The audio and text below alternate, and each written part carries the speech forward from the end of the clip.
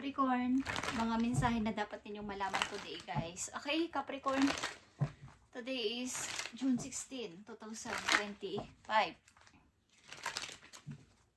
Capricorn, sisilipin natin ang inyong pag-ibig mamaya. Okay. Mga mensaheng mahalaga na dapat yung malaman today, Capricorn.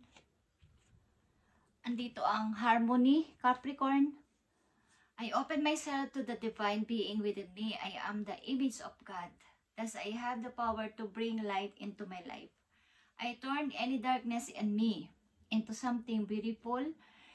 In the absence of resentment, anger, or doubt, I find harmony. Okay, ilan sa inyo, guys, ay naghahanap ng yung maging masaya lang sa buhay. Wala nang iba pa. Kumbaga ay ayaw nyo na nung, mga ilan sa inyo dati siguro ay nakukulong sa isang sitwasyon na parang ang tingin nyo ay napakadilim doon. Kailan kaya ako makakalabas dito sa dilim na to, okay? So, sa ngayon siguro, ang iniisip nyo na lang ay, kahit anong mangyari, gusto ko na lang ng kaligayahan o masaya lang, sapat na sa akin. At ayaw ko nang magalit, o yung mga pagdududa is tatanggalin ko na sa puso ko. Okay? Kung ano man ang inyong sitwasyon. Capricorn is gusto nyo na lang ng maging masaya sa kasalukuyan papunta sa inyong future. Okay, tingnan natin ang inyong maaring sitwasyon na pinagdadaanan at maaring mga paparating na mensahe. At ito ay message ngayong June 16, guys. Maaari ninyong sitwasyon na pinagdadaanan at maaaring mga paparating kung sakasakali. Okay, Capricorn. Tingnan natin. Okay, nakikita nyo ba itong Ten of Swords? Ito ang inyong sigurong pinagdadaanan sa ngayon at napakadilim. Walang tao, madilim ang paligid. Masakit. Okay. Pinagtaksilan ako. At parang ang hirap bumangon, ang hirap mag-move on. Yan ang inyong nararamdaman sa kasalukuyan. Okay? But, nakikita nyo, ang the Fool, kailangan kong bumangon dito. Kailangan kong kumilos na. Wala na akong bit-bit na iba kundi yung bagahe ko lang. Yung sarili ko lang na problema. Okay? Nakikita nyo ba ang hawak lang niya is, yan lang. Kaya lang iwasan yung maging pabigla-bigla sa pagdedesisyon na to o sa inyong didesisyonan at makinig paminsan-minsan sa sinasabi ng mga malalapit na tao din sa inyong paligid. Yung malalapit lang na tao sa inyo, yung mapagkakatiwalaan nyo, is paminsan-minsan pakinggan nyo kahit kayo ay nandyan na sa point na gusto nyo na talaga ng bagong pag-i-start. At ito ang Seven of Swords and Reverse. Maaaring hindi nyo na i-entertain ng mga taong nagsinungaling sa inyo dati o mga taong hindi naging mabuti ang trato sa inyo. Okay, guys, nakikita nyo ang Five of Pentacles. Maaaring kahit mahirap ang buhay o pag-umpisa dito is pipilitin nyo na lang na mamuhay mag-isa nang walang tulong ng ilang mga dating maybe mga taong hingan nyo man ng tulong ng paulit-ulit, lalo na sa pera is, paulit-ulit kayo nire-reject o ayaw sa inyong tumulong. Kahit mga sarili nyo pang kamag-anak o mga kilala nyo. Kung tutuusin, pwede kayong humingi sa kanila ng help. But, ninais nyo na lang o nanaisin nyo na lang siguro na sugmawa ng sariling paraan. Page of Cups is here, guys. May mga gusto kayong gawin, but maaaring mag-message din sa isang tao o something na meron kayong gustong kausapin pero hindi matuloy-tuloy. At bakit? Okay, Capricorn. Tingnan natin. Mga paparating na message dito after ninyong mapagtanto na kailangan ko na lang ng happiness. Kailangan ko na lang maging masaya. Ayoko na ng galit o ayaw ko nang magalit sa inyo kahit ano pa ang ginawa ninyo sa akin na pagtataksil at o walang bahala is pababayaan ko na lang kayo. Okay? Mga paparating na message sa mga Capricorn ayon sa kanilang sitwasyon. Sa mga Capricorn na nandito sa reading. I need 4 message pa rin dito. Send my message. Thank you, Spirit. Okay, nakikita nyo tong Page of Wands. Gagawin ko ang gusto ko at lalayuan ko na talaga ang nakakarami. Gusto ko munang mapag-isa. Gusto ko munang makapag-isip-isip at ayaw ko na muna silang palapitin sa buhay ko. Okay, Capricorn, mga paparating na message sa inyo is, maaaring pagdating sa money, magkakaroon din kayo ng pag-unlad. After ng 5 of Pentacles dito, tataas ang inyong kikitain o magkakaroon ng maayos na pasweldo sa inyong company o sa inyong pagtatrabahuhan. Maaaring kung ano yung binigyan ninyong effort sa trabaho, yun din ang ibabalik sa inyo ng company. Kumbaga is, kung ano yung inyong ginawa, yun din ang maiibalik sa inyo. Walang labis, walang kulang. At okay lang naman sa inyo yun. Is tama lang naman. Okay? At nandito ang the judgment. Okay?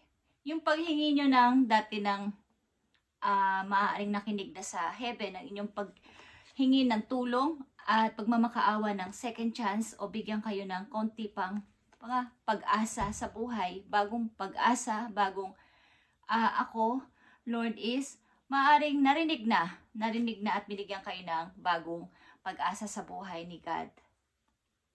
At nandito ang 10 of Pentacles.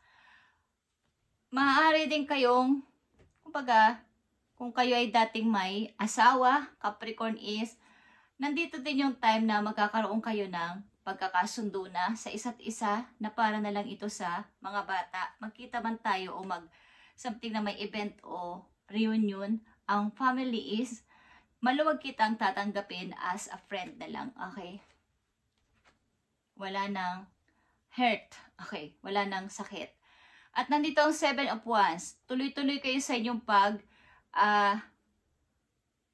pananatili ninyong defensive sa sarili. Kumbaga ay pag-iingat na this time na wag na akong mapabagsak o malinlang ng sino man. Gagawan ko ng paraan para hindi na ako ulit mapabagsak ng iba or makuna ng mga nasa akin dati is nawala dahil sa kanila.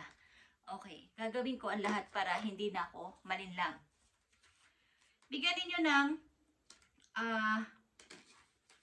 kumbaga ang inyong sarili ay bigyan nyo ng proteksyon sa nakakarami. Kung dati-dati is madali kayo o madalas kayo magtiwala sa mga tao is sa ngayon, sa kasalukuyan ninyo is matuto na kayo sa pagkakamali ninyo sa pagtitiwala ng sobra-sobra sa tao. Guys, okay. Bigyan ninyo ng protection ang sarili ninyo sa lahat sapagkat hindi lahat ay natutuwa sa kanilang mga pinapakita sa inyo. Okay, tingnan natin at silipin natin ang inyong career or finances. Capricorn, sa inyong kasalukuyan, gusto nyo na lang ng happiness o kaligayahan. Ayaw nyo na ng galit or tinatanggal nyo na ang galit sa puso ninyo o sama ng loob sa mga taong ito na nagpahirap sa inyo sa mga nakaraang taon-taon sa buhay ninyo. Okay? Sa inyong finances at career, tingnan natin. Capricorn. Thank you. Okay. Nandito ang work smart. It's time to clean up, Capricorn, both personality, both personally and professionally for fresh start. Kumbaga, kung kayo ay talaga mag-i-start na at naisipan nyo na talaga to is kailangan yung pag nag-isip kayo o nagkaroon kayo ng mga plano sa buhay na is dapat ay yung tipong yun na yun. Hindi na yung paudot-udlot or iisipin nyo na munang mabuti na ito yung tama. Hindi kayo malilinlang pa ng ibang tao. Yung kayo mismo ang mag-iisip. Hindi yung suggestion ni ganito, suggestion ni ganyan. Okay? Focus on your basic needs when spending and save some money. Yung mga hindi naman kailangan na gastusan is huwag niyong bigyan ng halaga na sa kasalukuyan nyo, Capricorn. Are you complicating things? Often, the solution are simple. Simpler than you think. Kung may mga naiisipan kayo na ganitong bagay, agad-agad ninyo nalalagyan ng solusyon sa kasalukuyan ninyo, nararanasan na. Okay? Madali nyo na lang mabigyan ng solusyon ang mga dumarating na problema. At ang ilan sa inyo ay magaling sa paghahawak ng computer. Guys, o yung mga nag-o-online is dito kayo naka-line or napipit na magpapadagdag pa sa inyo ng kikitain. Guys, yung sinasuggest din sa inyo dito ang mag-manifest something. Great things are coming your way soon, Capricorn. All the tools you need to increase your income and within your reach. Kumbaga, marami siguro kayong manakilala o makikilala ng mga tao sa inyong kasalukuyan sapagkat ang inyong mga pagpaplano na ginagawa is talaga namang nakakahanga. Yung as parang professional o kaya kayo mag-isip. Yung tipong, yun ang pinaka-good na idea na naisip nyo is isinasuggest nyo sa kanila is talaga namang nagwo-work. Mga nasasabi nila na tama yung sinabi mo, tama yung suggestion mo. Maganda yung idea mo, Capricorn, yun ang sinasabi ng mangilan-ngilan yung sabihan. Okay? So, ang ilang mga Capricorn na nandito sa reading ay maaaring nagwo-work din kayo sa bahay. After yun ng trabaho nyo na inyong main job is, pagdating nyo ng bahay is, meron pa kayong mga online na ginagawa guys sa harap ng computer o cellphone. Tingnan pa natin ang mga message for yung Capricorn. Maaring ang mga Capricorn na nandito ay malaki nang ipinagbago sa kanilang sarili at umiiwas na magalit o sumama ang loob. Kumbaga, gusto ko na lang ay happiness, kaligayahan o maging masaya na lang. Ayaw ko nang isipin ang mga tao na to at ibababa ko na yung mga dala-dala kong bagahe na mabigat dati na pasan-pasan ko para madali na lang ako mag-start. Okay? Ito kasi ay aking first light. Beginning a new cycle para sa akin. Kaya ito ay gagawin ko na this time. Okay, maaaring ang ilan sa inyo ay nag-start na ng ganitong klaseng mindset o kaisipan nung bago tumating ang winter at nagpapatuloy na ngayon, guys. Sa mga Capricorn na nandito sa reading is napakaganda na nangyayari sa inyong buhay sapagkat ang ilan sa inyo ay mayroon ng na-clear na ang mind na kailangan ko ng kumilos. Kung may mga taong ayaw sa akin o may mga taong ayaw tumulong sa akin is bahala kayo. Pero pag angat ko is hanggang dyan na lang din kayo. Meron kayong mga tinatandaan na yung ilang beses kong paghingi sa inyo ng help at paghingi ng favor is ayaw nyo kong pagbigyan is okay lang naman. Kaya ko namang gumawa ng sa sarili kong pamamaraan. Okay, Capricorn, para sa iyo ang reading na to. Ang message na to is para sa iyo talaga. Tingnan natin. Okay, Capricorn, nandito ang stars.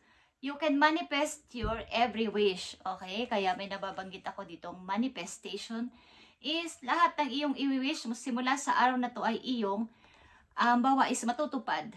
I-manifest mo lahat ito.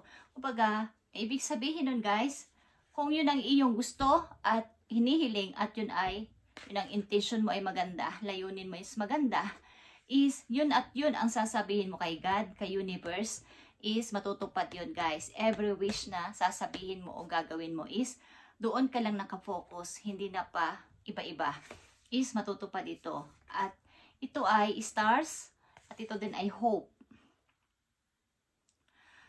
Pag lagi kang umaasa is meron at merong darating. Okay? Posibleng mangyari sapagkat ikaw ay umaasa. Ang mga taong tuloy-tuloy sa paniniwala at paghingi ng pag-asa kay God, kay universe, sa inyong mga guides sa heaven ay may pag-asa. Okay? Something hope is here. At silipin natin ang inyong pag-ibig kung kayo ay nasa pag-ibig o papag-ibig pa lang. Capricorn, tingnan natin. Sa mga Capricorn na nandito sa reading, kung kayo ay pumapag-ibig, silipin natin ang inyong buhay pag-ibig.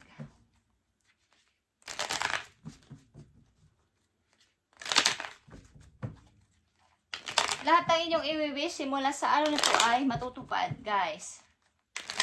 I-manifest nyo lahat ng inyong i-wish. Yun at yun lang. Para sa mga Capricorn, about sa inyong pag-ibig, ito. Okay? True love. True love is here. This is the romance of lifetime. True and lasting love is for you. Is here for you, okay? Maaaring kayo ay in love, guys, or nasa pag-ibig na. So, yan ay true love yung masasabi. Tingnan natin yan, guys. Ang true love na sinasabi sa inyo. Kung kayo hindi pa umiibig at wala pang pag-ibig, ang mga Capricorn na makapanood dito is mangyayari ito sa inyo, guys. Darating ang true love na to sa buhay ninyo. At ilan sa inyo ay ito ang pinapag-pray. Dumating ang tamang person para sa akin, Lord, at makakasama ko habang buhay. Okay. At ito ay masasabi nyong true and lasting love. Okay? True love, tingnan natin. Ang true love, Capricorn. Ang true love ay respect. Respect your relationship. Kapag natagpuan nyo na at dumating na sa buhay ninyo ang true love na to, ang tao na to ay, kailangan dito ay respeto sa isa't isa, guys. Give and take ang gagawin nyo dito. At ang pag-ibig na to maybe ay powerful. At may magnet ito. Kumbaga ay pag kayo nagkita, biglang-bigla na lang kayong mai-inlove sa isa't isa. Madali lang kayong mamamagnet kapag nagkita kayo ng person na to, Capricorn. Okay? Madali lang kayong magkakaroon ng attraction sa bawat isa. Sa mga Capricorn na nandito sa reading, tinampan natin ang inyong message. Last message for you today. At huwag nyo nang isipin pa ang past person nyo. Okay? Tapos na yon. At iwaglit nyo sa inyong isipan ang past person. Tama na yung past person. Okay, guys? At alam ko yan ay hindi nyo na rin iniisip. Ang ilan sa inyo.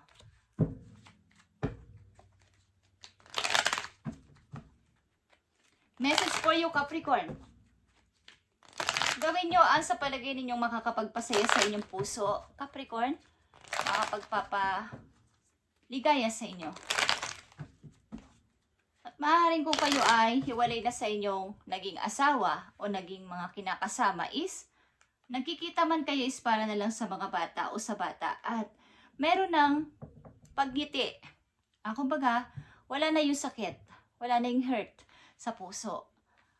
Nag-uumpisa ng ilan sa inyo dito ng bagong Capricorn. Bagong sila na. At beginning na ng new cycle ninyo. Okay? Tingnan natin ang payo sa inyo, guys. O napakagandang mensahe, Capricorn. You need to ignore what everyone else is doing and achieving. Okay? Huwag mo na lang pansinin ang yung mga close friend nyo. Mga malalapit sa inyo na palagi nyo dating nakakausap is ito na yung mga na-achieve nila sa buhay. Pataasan ng mga pride, pataasan ng mga narating sa buhay is, huwag nyo na lang itong pansinin kung ano-ano mga sinasabi sa inyo na ganito na yung naabot ko. Your life is about breaking your own limits and outgrowing yourself to live your best life. You are not in the competition, Capricorn, with anyone else. Plan to outdo your past, not other people. Kumbaga, kung anong nangyayari sa inyo ngayon, kung kayo ay nag-i-start ng bagong buhay at pinapakawalan nyo na ang talagang past is, yun ay nangyayari sa iyo sapagkat yun ay ginawa mo sa sarili mong pamamaraan at hindi mo kailangan makipag-competition sa kanila na ganito na narating ni ganito, ni ganyan, is i-ignore mo yun at wag nang dapat papasukin yun sa inyong isipan. Okay? Kung ano yung nangyayari sa iyo sa ngayon is, yun ay dahil ikaw ang gumawa, hindi kasamang ibang tao. Okay? Huwag mong, may mga nagsasalita sa iyo na ganito nang naabot ni kung sino man ang pangalan nun is, huwag mo na lang silang pansinin sapagkat ang nangyayari sa iyo sa ngayon ay, ito ay best na nangyari sa buhay mo na ano man ang kahinatnan is ikaw ang nagdesisyon, ikaw ang nag-decide nito at pumili. Baga is, huwag mong lagyan ng limitasyon ang iyong kakayanan. Ang lahat ng iyong gagawin simula sa araw na to ay, kailangan ay ito ay masaya ka at wala nang pagdadoubt sa puso mo. Sapagkat ikaw ito, hindi kasamang ibang tao dito. Okay? Capricorn, thank you and God bless. At pagpalain kayo ni God sa inyong mga gagawin at gagawin pa sa buhay. Kung nag-i-start na kayo ng bagong cycle ng inyong buhay is napakaganda at tuloy-tuloy nyo to. Kung ano man ang inyong mga naiisipan at dumadaan sa inyong mind na mga good idea is, itry ninyo at sabihin sa ibang taong nagsasucess din sa buhay sapagkat sila yung mga tao na makakatulong sa iyo sa pag-akyat pataas sa buhay, pagtaas ng pag-grow sa money, pag-grow din sa sarili. Wag mo itong i-open sa mga taong ayaw na mangarap sa buhay sapagkat hihilahin ka nila pababa. Okay? Manatili ka sa iyong pwesto na ikaw ay nagtagumpay na o magtatagumpay na, Capricorn. Okay? Pabayaan mo silang magalit sa'yo. Thank you and God bless, Capricorn.